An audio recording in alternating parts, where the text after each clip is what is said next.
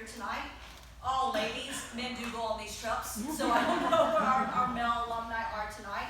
So let's just start here with Jen. We'll make our way around. Just give us 2 minutes on, are you glad you went? What's something you wish you knew before you went? How it's changed you, etc. Okay. Well, you can stand up if you want to. So my name's Jen, and I had the privilege of going in March, the end of March, 1st of April, and I was on the all-ladies trip, which was amazing. I'm extremely glad that I went. I don't think I realized how impactful it would be. I don't think I realized how often I would come back and say when I was in Israel. And then when I was in Israel, to the point that 2 of my best friends now keep count of every time we're in a conversation how many times I say that. I think, and I also didn't realize how much God was going to prepare me before I went.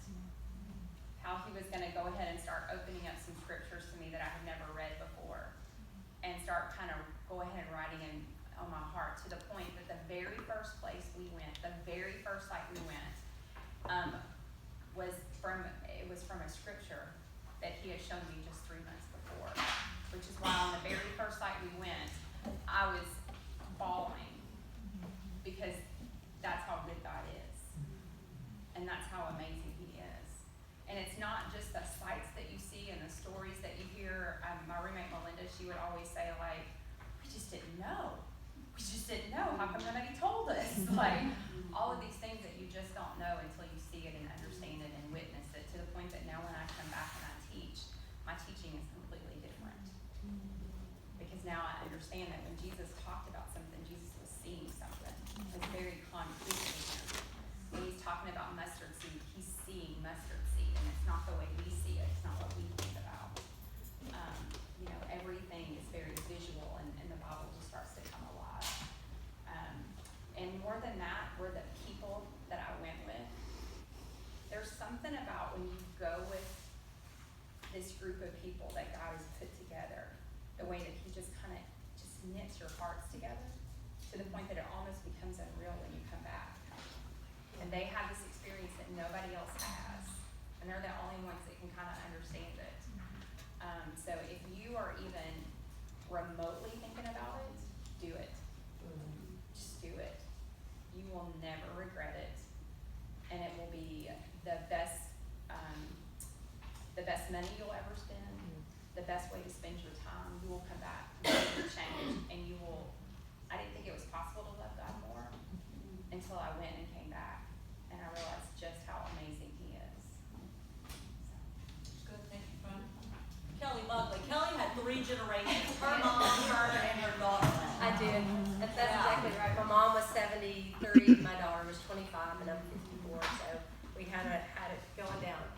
I would tell you that I wasn't one of those people that had ever thought that I wanted to go to Israel until, like she said, boom, it hit me, and I just got eaten up with it. I was like, I went to the synagogue, and even long before we even did the Israel class, but I would highly recommend, if you haven't taken the Israel class with Kristi, that you do it, because when you go through this 12-week class, when you get there, then you're just like, oh man, you really truly comes to life. And she knows this story that after we'd heard the story of David, when David just took off running with his slingshot, I came home and told that to my family, and that's when Maggie said, I have to go, because if that impacted my mom like that one story, and then my mom said, well, if she's going, I'm going too.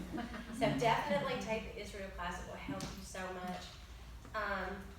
There's so many highlights, so many awesome things, and it's just a long flight. It is a 10-hour flight, and it's a long flight, but when you get there, you're like, boom, shakalaka, we're here.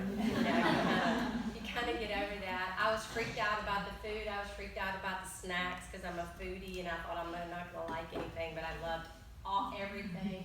Like she says, the hospitality is amazing. The people are incredible. My father was tore up about the security, and I said, listen, we landed and we got out of that airport in 45 minutes in Israel. When we came home, it took us 3.5 hours to get to New York. So, these people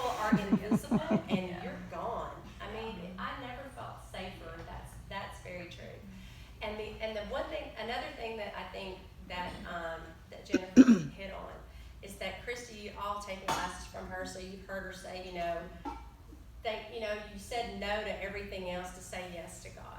And truly, truly, in my own experience, when I really wrote the check and said, yes, I'm going, when I said that first yes, he started working on me right then. And that whole year, gives me chill bumps now, that whole year prepared me for what I was going to experience. And it's so individualized what you truly experience, but it was utterly life-changing for me in a very different way than it was for my daughter and a different way than it was for my mother.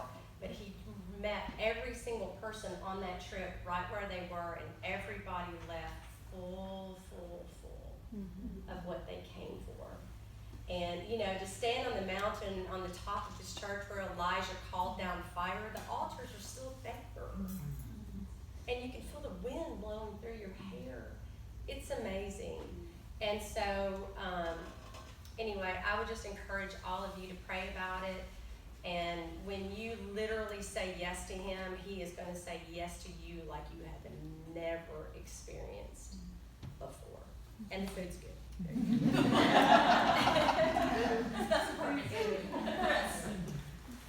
I'm going to just reiterate what everybody says. When you say yes, the journey begins then. I went with my husband and my sister and my brother-in-law. And when we said yes, it's funny to watch what happened in my husband and my brother-in-law's life especially. They both went through situations that took their hearts and tilled the soil. And I'm gonna cry. Yeah, take it. Because God just took that time and prepared their hearts, and my heart too. And we have come to a place where when we went to Israel, all that tilling and preparing just kind of settled into place. And I don't know how to say it any different. My husband and my brother-in-law, but especially my husband, he's a different man. He's a different man. Not that he was bad before, because he was a good man before. We've been married 33 years.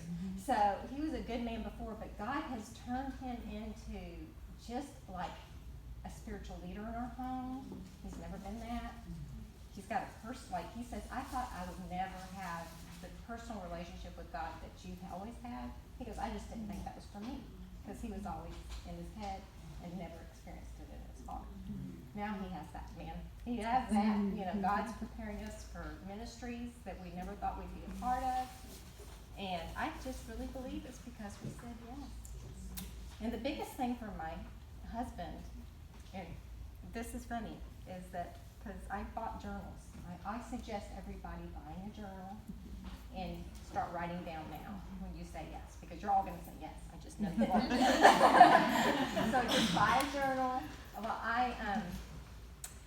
in the front of Jeff's journal, I had a very special person write just to prepare for the trip, and they said that he would experience sonship in Israel. And that's what he did. He had never been a son. He was the leader of his house at a young age. His parents were deaf. He always had to take care of everything. He didn't know what that was, and he learned that there. So just say yes. Just take the dive and just go. You'll never regret it.